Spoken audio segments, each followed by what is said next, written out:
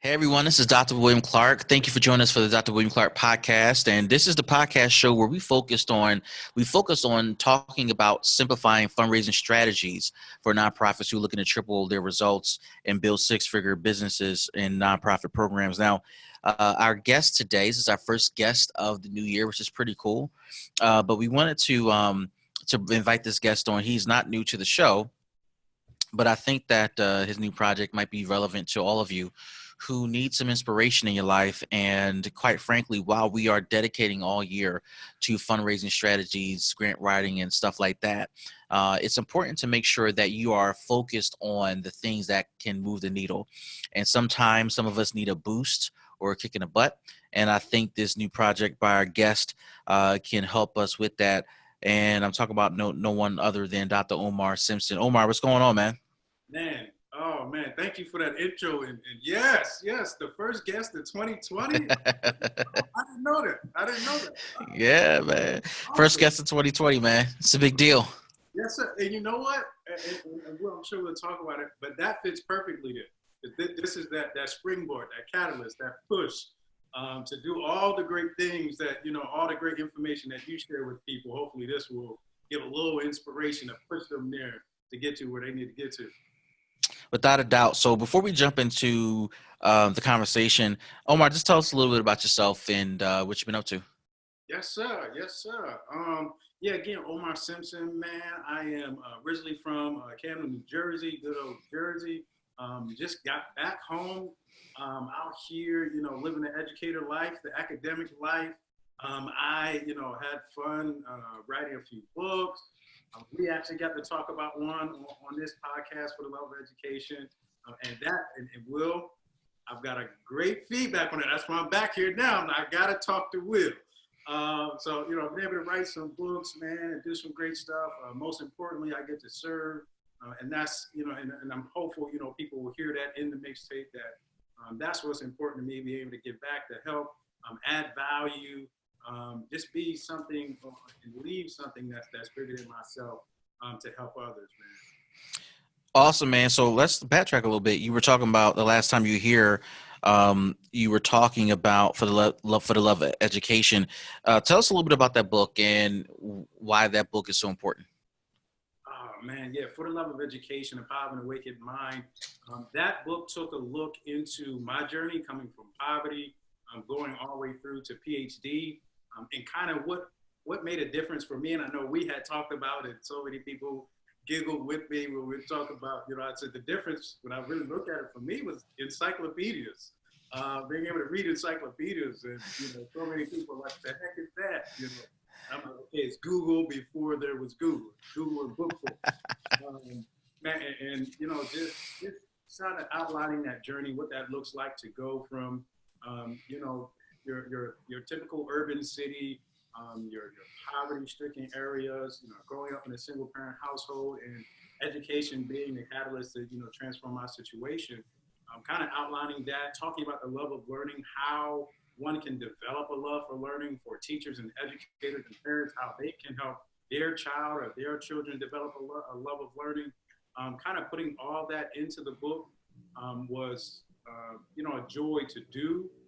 And that's something that, I've still been pushing and still been talking about. And a lot of my speeches still surround this idea of loving education and doing the best that we can.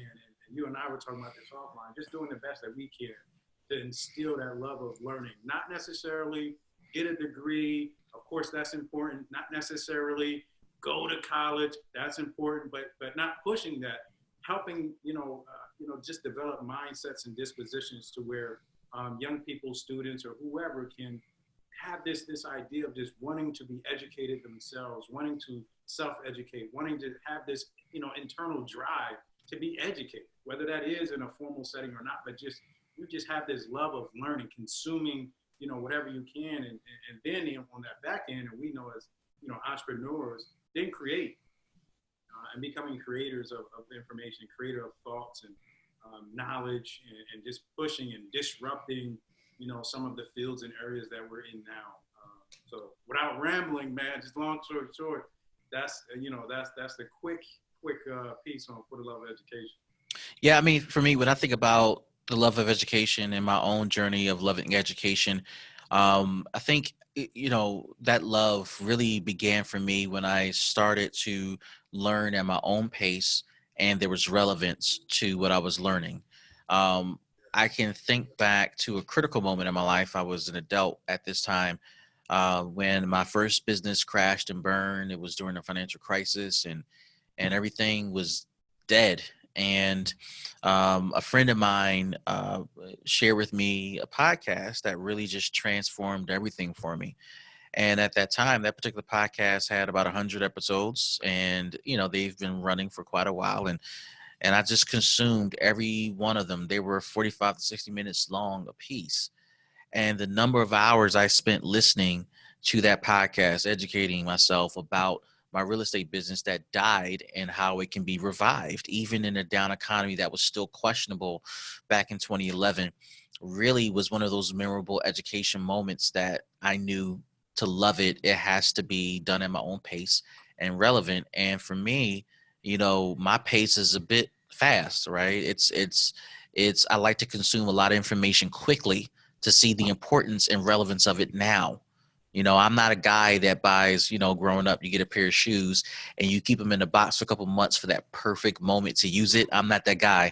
I'm that guy that buys a pair of shoes. I buy it to wear it, no matter how much I pay for it, whether it's $50 or $250. Like, I buy it to wear it. I buy a new car to drive it. I buy a new shirt to wear it. I buy this to use it. And so I view education the same way. I don't want to be held up by a testing schedule, a syllabus schedule. And quite frankly, when I got my doctorate, it was the same thing where I figured out the formula. And then I'm saying this out loud. I mean, there were other formulas that people share with me, but as I'm talking to you, I think the formula was figuring out pace and relevance. That made it go by so much faster. I loved my doctoral experience. I know everybody cannot say that, but for me, that has continued to drive me, man, and it continues to influence my love for education. Yes, I love that, man. I love that. Is that also, I'm guessing, that leads into that entrepreneurial spirit, because it not even necessarily being an entrepreneur, but literally just that spirit of being able to create what you need to create or go at that pace that you need to go at. Because even I'm thinking of now, spending some time in high schools, even, in the professor world, it can be difficult to get everybody their own pace, because you got 20, you got 30 students.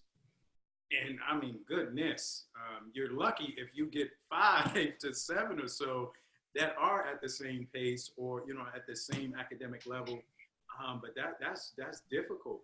And that's where that self-education, that's where that Yeah. entrepreneurial spirit to be able to just go get it yourself, and be able to just learn, man. And I love that. And then the relevancy, that I'll say the turning point, or one of the major turning points in my educational journey, was finding something that was relevant.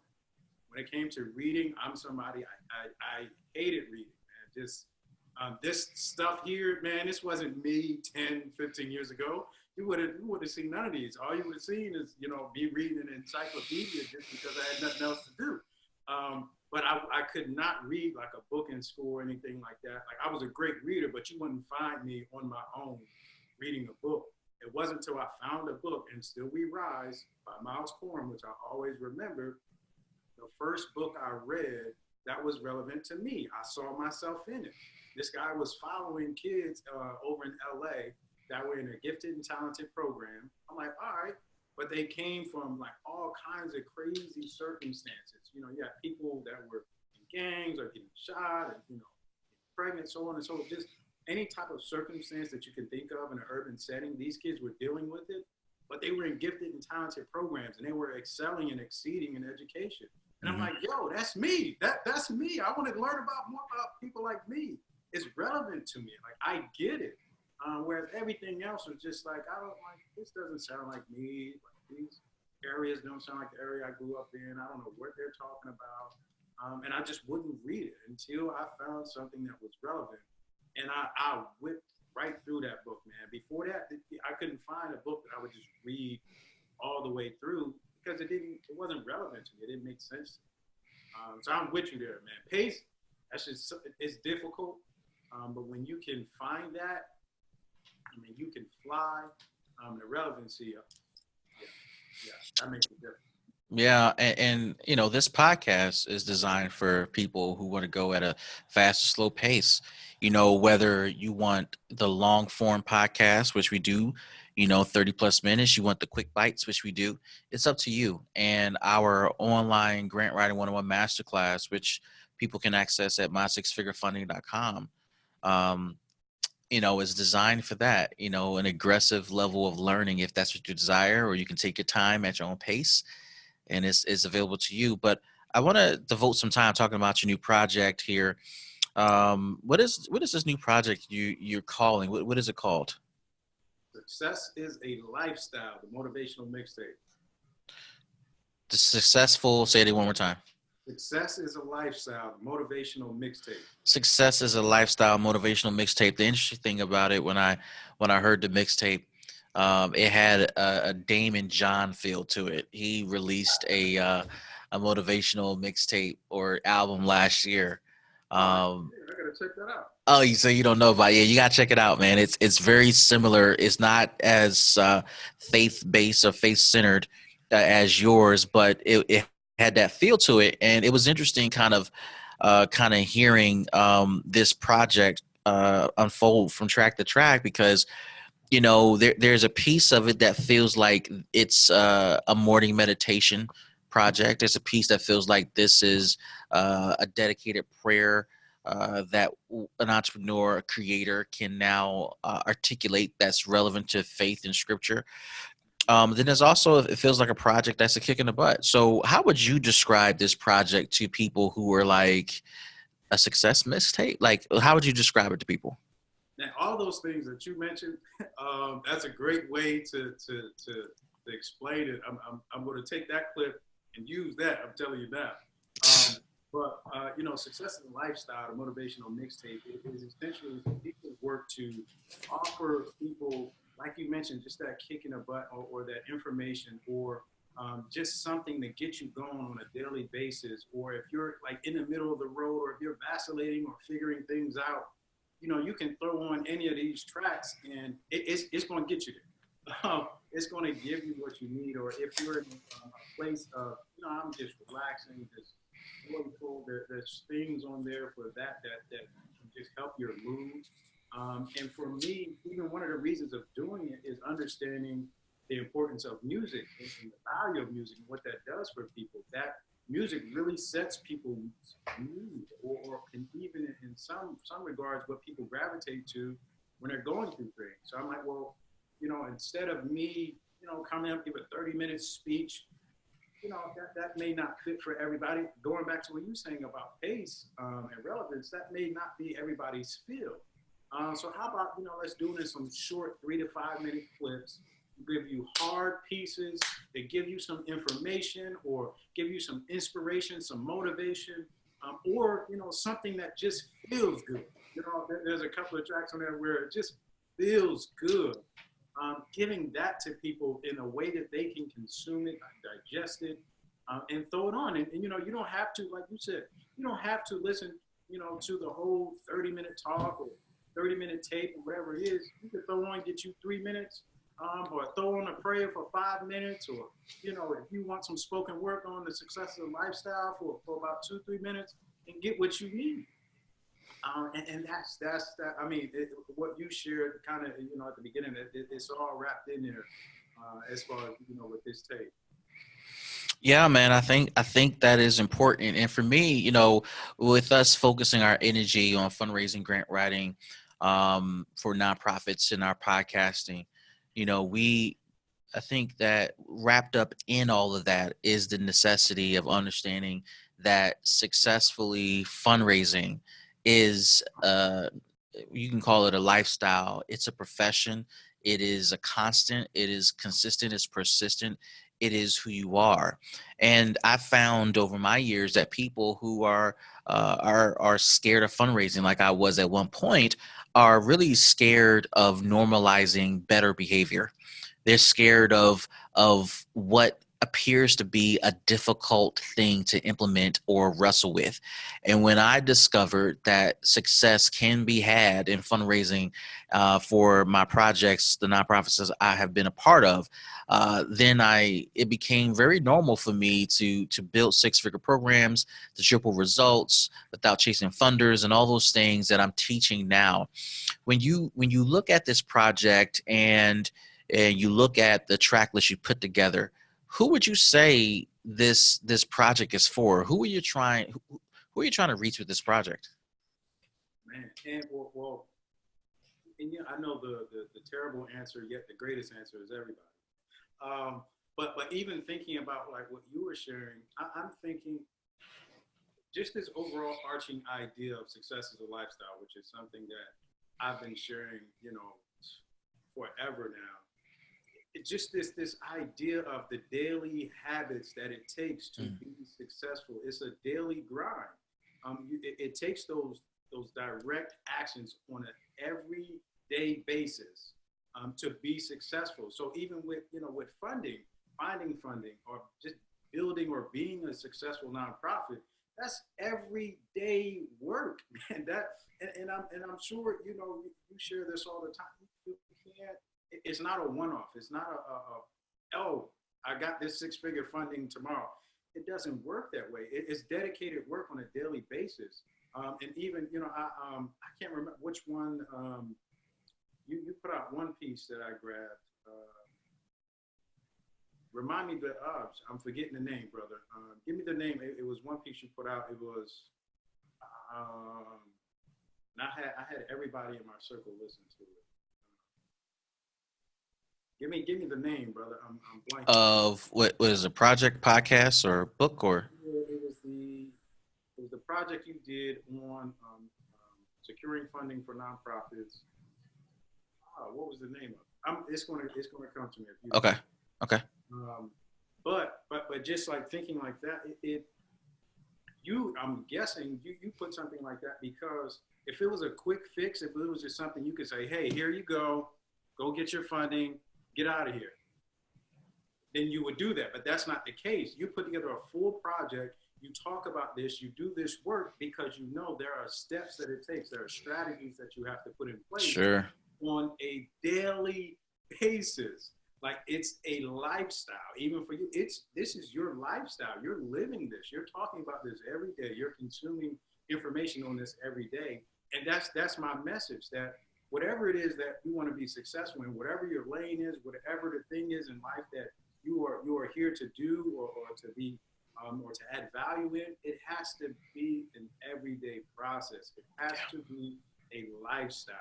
Dedicated actions on a daily basis. We all get tired. We may take a day off, or here or there, or get some rest, which is important. But those actions have to be dedicated every single day. And that's the overarching message is just living a successful lifestyle. Whatever you're doing, make sure that you're doing it every day. I remember I had a mentee, man, that wanted to be an artist. He wanted to be a rapper, and I'm like, all right, bet, I'm behind you 100%. What are you doing? And he's like, I'm doing little sessions with my friends. I'm like, okay, what are y'all doing? He's like, we're rapping, we're doing, the little, vibe together and all like that. I'm like, well, when are y'all doing it? Oh, we doing on Mondays and Thursdays. Mondays and Thursdays, okay. Well, what about the other 5 days? Well, I've been busy. I got this and that going on. How are you going to be successful at being a rap? You're doing it 2 days a week. No, and even, and I'm sure you have stories, even with being a speaker. I've had plenty of people, man, ask me, well, how do you do this? How you book gigs? I'm like, forget all that. Make sure that you're tight. Make sure that every day you're speaking. It's like, well, how am I speaking every day? I'm not booking stuff every day. I'm just starting. No, you need to be speaking every single day. I was like, I make sure I'm at least reading at least 30 minutes a day, and I'm speaking 30 minutes a day, at bare minimum. I'm hoping, most days I can get up to an hour and a half, but at the very minimum, 30 minutes. And that's not just, cannons to the left of them, but no, actually, here's how, here's 30 minutes of a speech that I would deliver, here's some material that I would deliver, and then consuming new information, reading, listening to podcasts, listening to, excellent people like Will and others to keep new information and coming into my mind to where now that I can take that and put it into how it makes sense for me, going back to relevance, how it makes sense for me and relevant to my life, and then create something and give a 30-minute speech. It has to be every single day. Because somebody could call us right now and say, hey, Will, can you come tomorrow and do this talk? You gonna say no? No, but if you're not prepared, I mean, you go up there and ruin your career or bound. But if you're doing it every single day, you're ready. You can ask me, hey, Omar, can you talk about it? Yes, let's go. I done gave 30 minutes this morning. I did 30 minutes yesterday. I got a bunch of material in my mind that's prepared and ready to go. I can hit it just like that. It has to be a lifestyle, man. Success is a lifestyle. Man, there's so much I can say about that. The tools of the trade, tips of the trade. And I learned this early from my mom, and then I personalized it. She's I'm going to say, in my opinion, but I think it's a fact, a world-class singer. She could have professionally done opera, and a world-class pianist, right? Wow. And she did a concert one time, and I was, in my teens. I'm like, yo, you're not going to practice? Like, what you doing? She said, no. She said, I practice every day. I'm like, when? She said, you don't hear me down in the basement? Oh, yeah, I guess so. She said, I play for church 3 times a week. Well, 4 times a week. I'm like, yeah, I guess you're right. And she said, dude, that's practice. And I'm like, whatever. In my teenage years, man, as I've gotten older, as you said, man, every moment that I'm working on my craft is practice. Yeah. It is the time I'm putting in, as you're talking about, making whatever it is a part of my lifestyle, as a pastor, preacher, facilitator, speaker, consulting, coach, which quite frankly kind of fits into all the same bucket, professor. I'm constantly teaching, whether it's in the church or whether in the classroom or whether online, whether through the podcast, coaching my staff.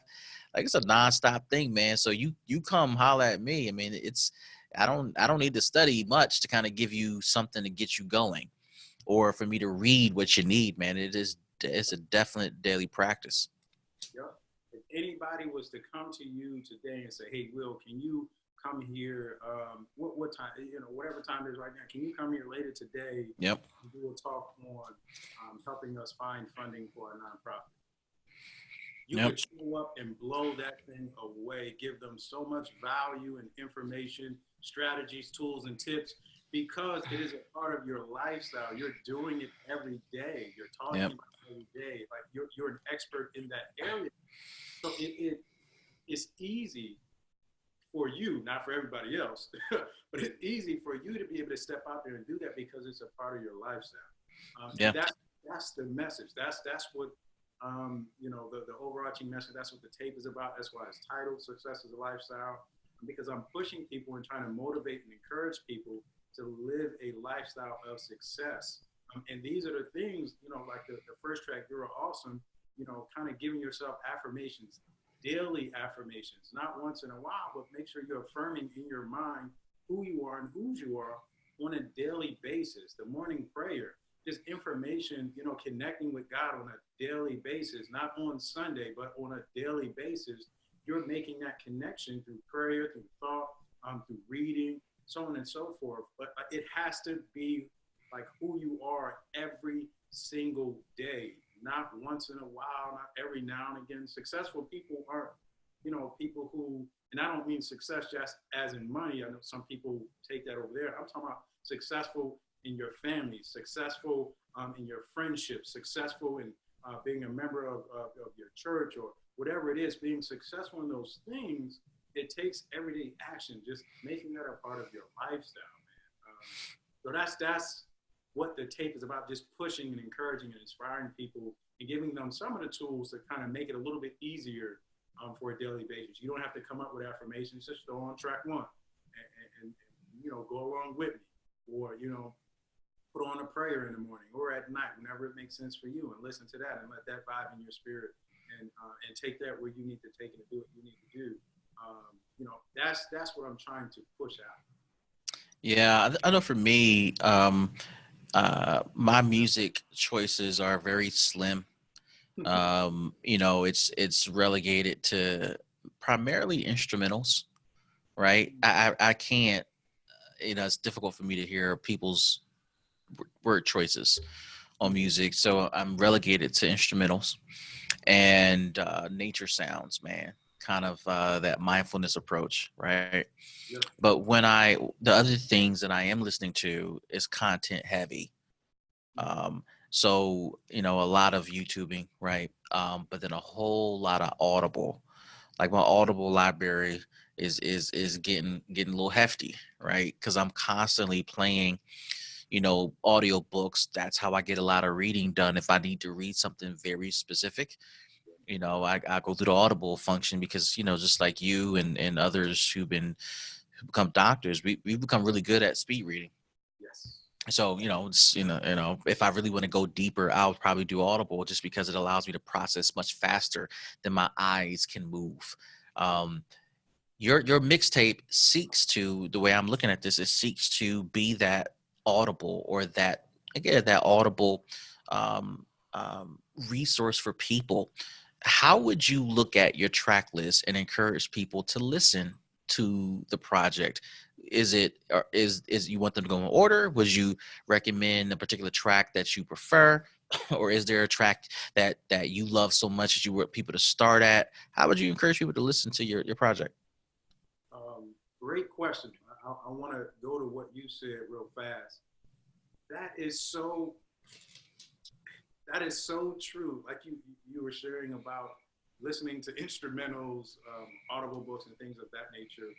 I find that many people, and I ain't going to give out our age or where we're at generational timeline, but many people, in our area of life, I'll just say that, they got a little wisdom. Me, I got a couple gray hairs.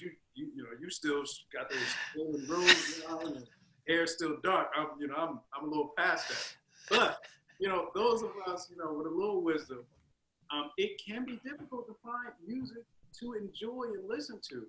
And it sucks for me that oftentimes when I see people, either in similar walks of life, faith-based, or, just a little grown, just being grown in life, they go back to old music.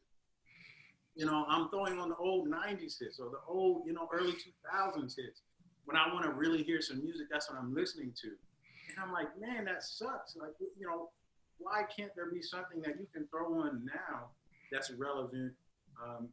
The message is positive, uplifting. It connects with you, as well as something, still has a little beat to it, a little rhythm to it, something that you can still, turn up in the car and, get your bop on or something. Why can't we have something like that?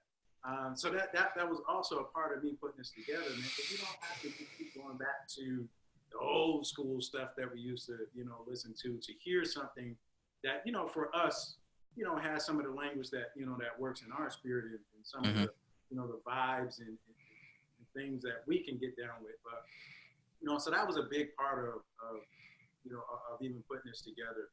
Is for people like me and you, because I'm with you there. It's like, I'm just throwing this instrumental because I'm not messing around with all like that. And that's something, even, and not to be long-winded here, but even something I used to, as a kid, man, it used to get me a lot.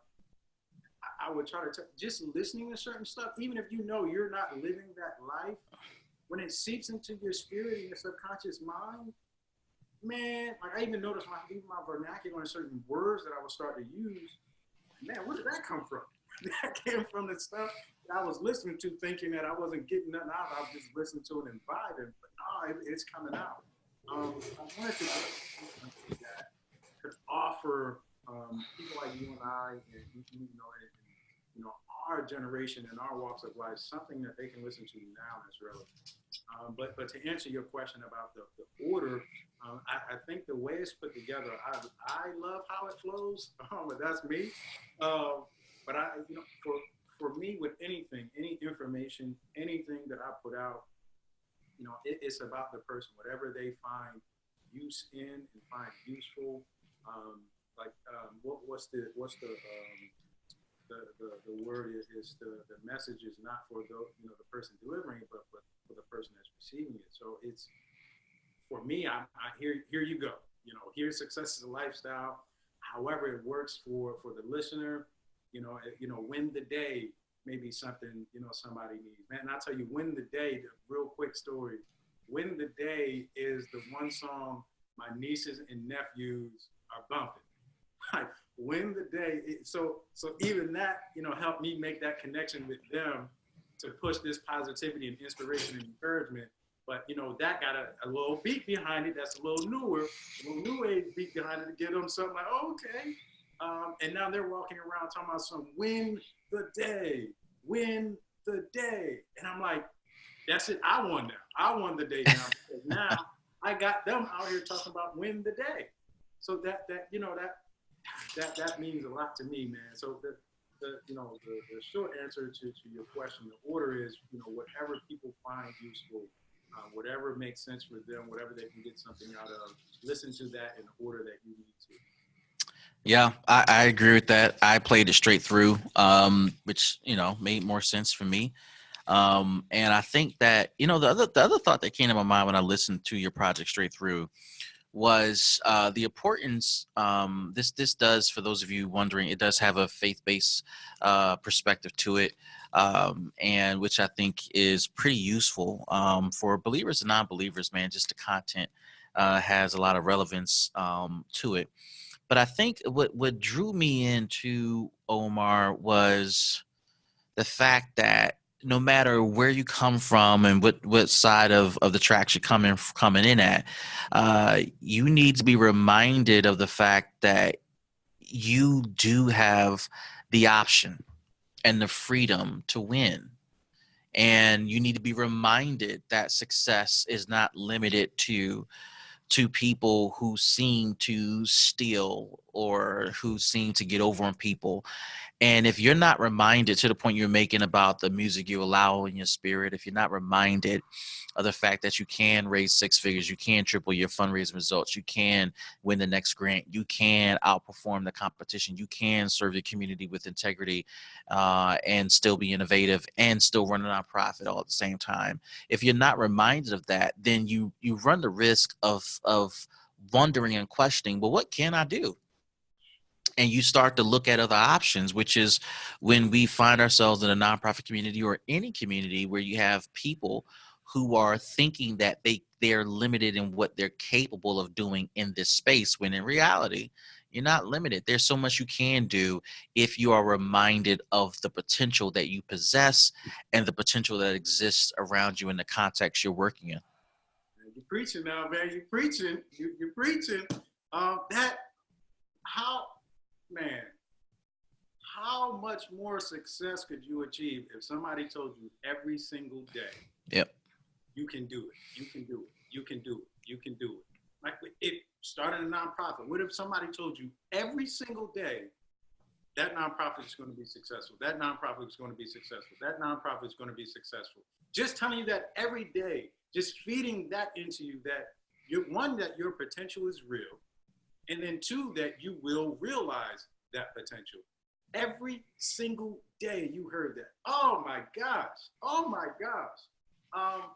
And then, in your space, being able to say that every day and then back it up with here's how. Like that, man. So it's not, sometimes I think people, when they hear words like that or the affirmation, I don't know if they fully understand how powerful that is to call that into your life. But then when you have, the more you do that, I think then you begin to attract the people around you that can help with the how. So, like, oh my goodness, man, I'm just. It's true. And I think the other part to this is, if you're not putting affirming positive messages into your spirit or your mind, then there's only one other type of message that's being allowed in, and that's the message of doubt, the message of fear, the message of insecurity, the message of brokenness, the message of I can't, I won't, I don't have experience. I don't know anybody that has tried. I find myself coaching my team quite a bit on the possibilities of what can happen. Part of it is because, I've been there, done that, and I know the blueprint to get you there. But a lot of the conversation is about building up positive affirmations that you are enough, that you're capable of doing this. You have to just tweak your perspective a bit. And I think there is room in the nonprofit space, which is the community I speak to through this podcast, for us to do better, because we are hypocritically, we tell our clients, if we're in the human services, that you can change your life, that you can experience something different. You can stop the violence. You can finish school. You can get your education. You can reunify with your family. But when it comes to our careers, we don't follow the advice we give our clients, because we don't see the potential that lies within for us to advance in our careers, to build, stronger, well-performing nonprofits, raise more money, attract more funders, generate larger sums of revenue. But it's easier for us to tell our clients that. I mean, what do you say to the person who's quick to give the encouragement of our affirmation and hope and faith, yet struggles to live it out in their own lives? That's where it gets real. That's where it gets real. And that, just again, just going back to the lifestyle, it has to be a part of your lifestyle. And I've been in that boat before, giving, certain advice or sharing certain things with people in my mind, knowing I ain't doing that. I've been there. I know what that feels like. Oh, you should probably do this. Like, man, but my life ain't set up like that. That ain't for me. Yes, it is. Yes, it is. And those affirmations, I think and I speak for myself, there are certain things in life that it took me time to really believe about myself. But it was easy. It's easy for me to look at Will and say, Will, you are a phenomenal speaker. Like, you're a phenomenal speaker. You're a phenomenal speaker. It's easy for me to look at you and just affirm that. I see that. But then, because I'm in my head, right, and I'm thinking about me, and I'm like, I'm all right, I'm okay. So I can tell you, because I said, but for whatever reason, I don't see it in myself. Now, even if, one thing that I learned, even if I may not see it in myself in that moment, calling that into my life can help begin to bring it out. So we can go really deep here on this, man, but it's definitely a huge point to be able to say something to somebody else, because many of us are good at that. We can tell somebody else this and that, but it can be so, oh man, it can be such a struggle to say it to ourselves, one, and then believe it, two. I'm hopeful that we can at least begin to at least start to say it. Just start saying those things, affirming who you are, affirming those great things about your life, affirming those great things about your character, personality, whatever it is. And then, if it takes you time to believe, that's cool. But start somewhere. Start somewhere, and then allow it to seep in and begin to believe it. That yes, you're great. You were made great. You were made awesome. If you have any faith, hello, you were made by somebody perfect. Like you're good. Just believe it. In life, I think life is so interesting. It has so many, ups and downs and the circumstance and adversity. I feel like when people go through certain struggles or problems, it can kind of just throw everything out of whack. And it's like, that was a moment. That's not who you are. That was a moment. Even in the education world, just real quick, I have so many students who, want to be medical doctors, and they'll get into that intro to chem, or they'll get into that biochem class, and it doesn't go so great. And then they're like, hey, I want to change my major. I'm going to change my whole life because of that one thing. I'm no longer good at science. I'm no longer good at helping people. I'm no longer good.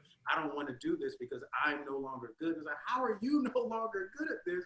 Because of one class with so many variables. It could be the teaching style, could be the material, could be the environment. It could be, hey, you got other stuff going on right now and you weren't able to consume the information a certain way. That doesn't change who you are. still affirm, yes, you are a great student. Yes, you are intellectual. Yes, you do belong here. Yes, you are great. That one moment doesn't change that. But not again, we could go forever on this one topic alone, man. And I think that hits so much for people because I mean, just that life can be tough. That's realistic. Life can be tough. That doesn't change though how great you are.